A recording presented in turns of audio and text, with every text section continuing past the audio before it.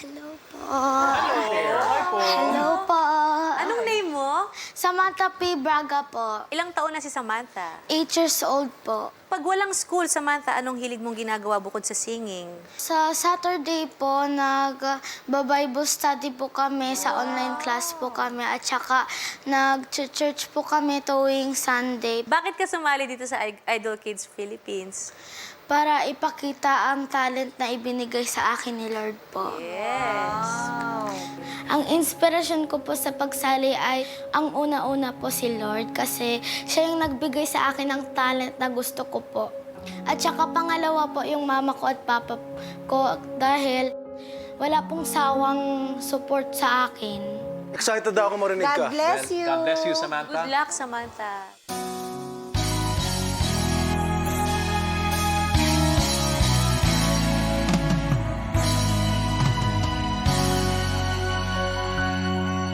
Dahil kaya sa'yo nang maitathanang ako'y isilang sa mundo upang sa araw-araw ay siyang makapiling mo upang ngayon at kailanman ikaw ay mapaglingkuran.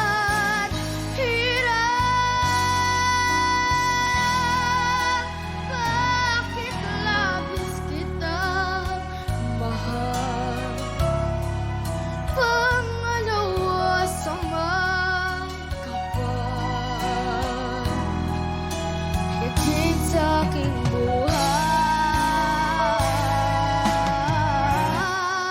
Sa bawat araw ang pag-ibig ko sa'yo liyan, lalong tumatamis, tumitingkat. Bawat kahapon ay daig nitong bawat ngayon, nadaig ng bawat bukas.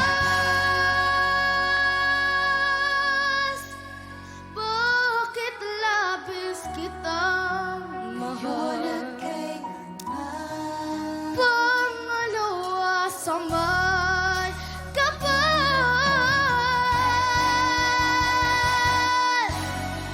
ngayon at kailanman.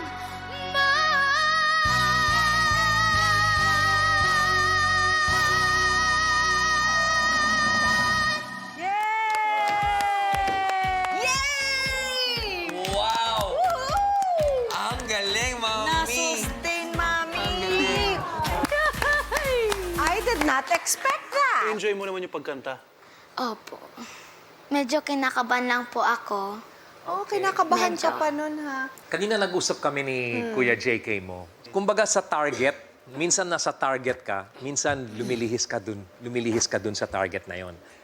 Pero, kaya ako nagsastruggle kasi narinig ko talaga na may boses ka. So, hindi ko alam kung mas pabor ako dun sa narinig kong positive o nadala ako dun sa, medyo hindi eksakto dun sa kung saan dapat.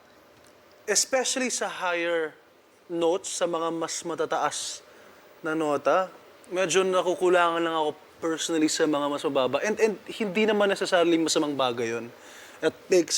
It needs more practice. It calls for more practice. Like Tito Gary, andun din ako. Parang, hindi ko rin alam. Ako actually, nagdi-disagree ako sa kanilang dalawa. Kasi for such a young age, your voice has a character. Buo na agad yung boses mo, which is actually for me very rare. Kasi pag bata ka, kung ano lang yung lumabas na sound, pero sa'yo, 8 years old, may character na yung boses mo. Na-impress ako. Gift ka talaga ni Lord. Thank you po. Sa pagkanta kasi, nagkukwento ka kasi ng istorya dyan, di ba, Samantha? So, yung sinasabi ni Sir Gary na may mga part lang dun sa pagkakakanta mo na medyo nawawala yung feelings. Minsan, hindi sumasakto yung tamang nota. Pero natural kasi yon. So, maybe next time, mas kontrolin mo siguro yung kaba. Kasi minsan, pag sobra yung kaba, nakakasira din ng performance yon. Pero, yung delivery ng song maganda and ang ganda ng boses mo. Thank you Oh, po. let's vote. Ang pinakamahalagang narinig ko, meron eh. So, kung nandoon, ibig sabihin, tama yung decision ko. At nagkakatugma dun sa kung ano ang decision namin lahat para sa'yo. At yan ay...